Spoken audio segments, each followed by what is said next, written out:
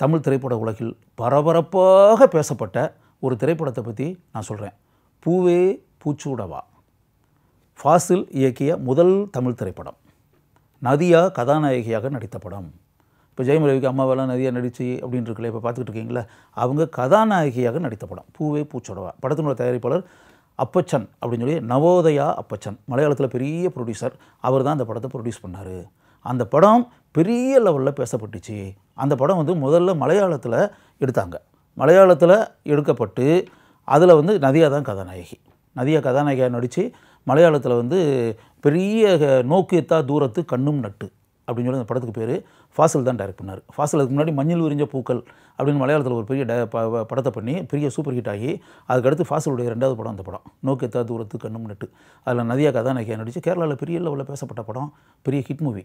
அந்த படத்தை தமிழில் அப்படியே ரீமேக் பண்ணணும்னு சொல்லிட்டு மலையாளத்தில் அதே நவோதயா அப்பச்சன் தான் ப்ரொடியூஸ் பண்ணார்.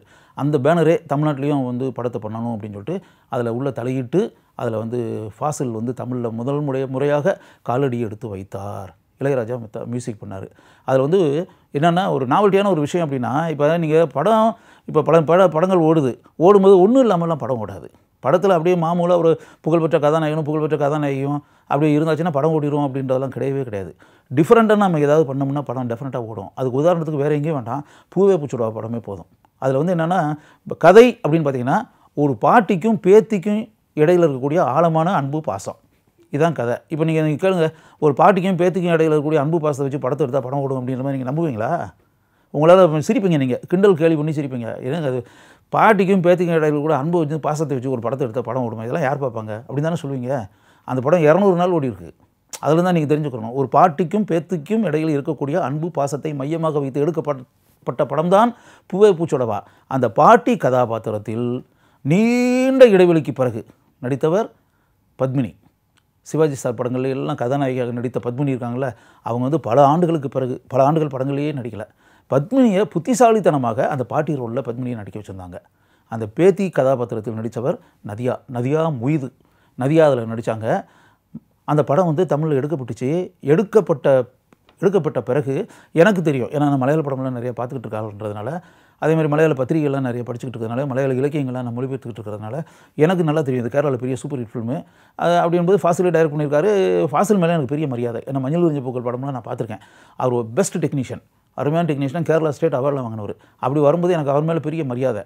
பூவே பூச்சூடவா படம் ரிலீஸ் பண்ண பிறகு இதே பிரச்சனை தான். பூவே பூச்சூடவா வந்து தமிழ்நாட்டில் வந்து யாருமே வாங்காமல் டிஸ்ட்ரிபியூட்டர் வந்து, ஏன்னா அதில் கதாநாயகன் யாருமே கிடையாது. எஸ்வி சேகர் அதில் நடிச்சிருந்தார், ஆனால் அவர் கதாநாயகன் கிடையாது. அதில் கதாநாயகிக்கு ஜோடியே கிடையாது. ஜோடி கிடையாது, லவ் கிடையாது, டூயட் கிடையாது, காமெடி கிடையாது, ஃபைட்டு கிடையாது. சினிமாவில் ஏதாவது ஓடணும்னு சொல்லுவாங்களோ அதெல்லாம் எதுவுமே கிடையாது. இப்படி எதுவுமே எந்த ஃபார்முலாவும் இல்லாமல் எடுக்கப்பட்ட ஒரு படம். அப்படி வரும்போது நம்ம டிஸ்ட்ரிபியூட்டர் எந்த அளவுக்கு அந்த படத்தை நம்புவாங்கன்றது ஒன்று இருக்கு இல்லையா. யாருமே அந்த படத்தை வாங்கலை. கேஆர் மூலமாக தமிழ்நாடு ஃபுல்லாக வந்து ப்ரொடியூசரே ரிலீஸ் பண்ணி தியேட்டர் எடுத்து அவங்களே ரிலீஸ் பண்ணாங்க. சத்யம் காம்ப்ளெக்ஸில் அநேகமாக என் கணிப்பு சுபமாக இருக்கும்னு நினைக்கிறேன். அந்த முதல் நாள் அந்த படத்தை பார்க்கணும்னு சொல்லிட்டு நான் தியேட்டரில் போய் அப்படியே வந்து அட்வான்ஸ் புக்கிங்லாம் ஒன்றுமே கிடையாது. அப்படியே போன உடனே டிக்கெட் வாங்கியாச்சு. போயிட்டு அப்படியே உள்ளே போய் படத்தை உட்காந்து படம் ஒரு 400 பேர் நம்ம உட்காரக்கூடிய திரையரங்கம். படம் இப்போ ஒரு 1/4 மணி நேரம் ஆயிடுச்சு. படம் போட்டு ஒரு 1/4 மணி நேரம் 20 நிமிஷம் ஆனப்புறம் தான் அந்த 400 இருக்கைகளும் ஃபுல்லாச்சு. ஆனால் ஹவுஸ்ஃபுல் ஆயிடுச்சு. ஆனால் படம் 20 நிமிஷம் ஓடிடுச்சு. ஓடின பிறகு அப்படியே ஆளு கொஞ்சம் கொஞ்சமாக வந்து அப்படியே வந்து உட்காந்தாங்க. ஹவுஸ்ஃபுல் ஆயிடுச்சு. 400 பேர். இப்படி தான் போச்சு. அட்வான்ஸ் புக்கிங்கில் அப்படியே நின்று அப்படி இல்லை. படம் பார்த்த உடனே எனக்கு படத்து மேலே ஒரு பெரிய மரியாதை. படம் extraordinary film, very good film. அப்போ நான் வந்து படம் முடிஞ்ச உடனே நான் நினச்சேன், இந்த படம் நிச்சயமாக 25 வாரம் ஓடும், சில்வர் ஜூப்ளி போகும், டெஃபினட்டாக 175 days கட்டாயம் ஓடும் அந்த படம் அப்படின்ற மாதிரி என் மனசுக்குள்ளே பட்டுச்சு.